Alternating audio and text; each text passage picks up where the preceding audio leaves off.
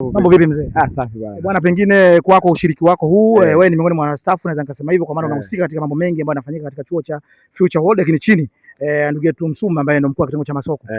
Mwendelezo ni mzuri katika programu hii, pengine kitu gani unaweza kutuambia wana Future wanazingiziwa ambao wako karibu na chuo hiki? Kwanza nilikuwa natamani sana kufanya story kwa sababu wewe ni mtu mmoja mkubwa sana, nikupongeze Mr. Sanga. Shukrani sana. Hongera sana kwa kazi unayofanya na mpaka sasa hivi Future imefika hapa kwa sababu jitihada za kuhakikisha kwamba DM News pamoja na Sanga News na mambo yanakuwa yanaenda vizuri. Naam. Hongera sana kwa hiyo.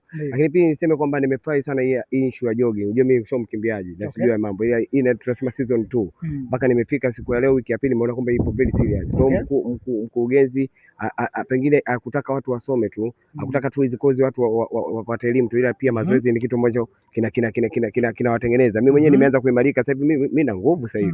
Mimi nafanya jogging kweli. Kwa hiyo najisifia kwa sababu nimepata kitu ambacho nakiona kwenye TV, kwenye manini watu wanafanya kama masiara. Ila leo kwa mbio za leo nimenyosha mikono.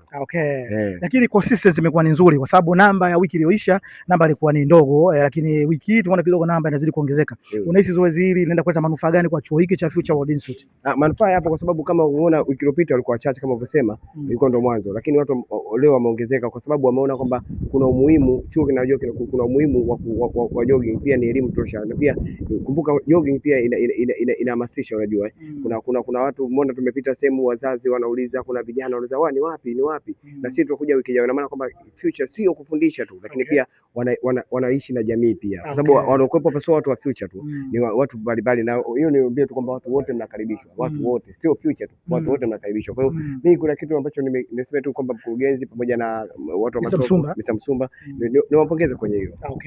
Na muone ndugu yangu, ni jamaa yangu, lakini taaluma yake ni mwandishi kuna kwa jina la Pizzo Manager. Huyu ni mwandishi kwa taaluma yake, lakini pia na mimi pia taaluma yangu ni mwandishi. Kwa hiyo hapa tumekutana wote ni waandishi. Kwa nikisema niendelee kumpa kipaza hapa tunaweza kubwa, ilikuwa ni kuja kuzungumza na wadau wa wanajoga ambao wao wameweza kuendeleza zoezi hili ambao tumelilaunch kuanzia wiki. Kwa mtu asiyefahamu, labda naweza kufahamisha tu kwamba Future World Institute hiki ni chuo ambacho kinapatikana maeneo ya Ulongoni. Headquarters zake ndio ziko pale, lakini bado mkurugenzi wa chuo kupitia timu yake nzima akaona hapana, bado pia kuna wajibu wa kuendelea kuongeza kampasi nyingine ambayo ipatikane maeneo ya Chanika, lakini hapa ni ndani ya mtaa Zogwai na hii ni ndani ya kata ya Zingiziwa. Na sisi kama chombo cha habari Sanga Media Tanzania sanjari na DM News, lengo letu lilikuwa ni moja tu, kuweza kuja kuzungumza na wadau au washiriki ambao wanakuja kuhakikisha kwamba wananogesha zoezi zima hili la Future World Jogging. Nini ndio kwenda kufanya ni kwenda kusubscribe channel yetu ambayo ni Sanga Media Tanzania sanjari na DM News Tanzania, kuhakikisha kwamba unazidi kupata taarifa zetu mbalimbali ambazo zinatoka hapa katika chuo cha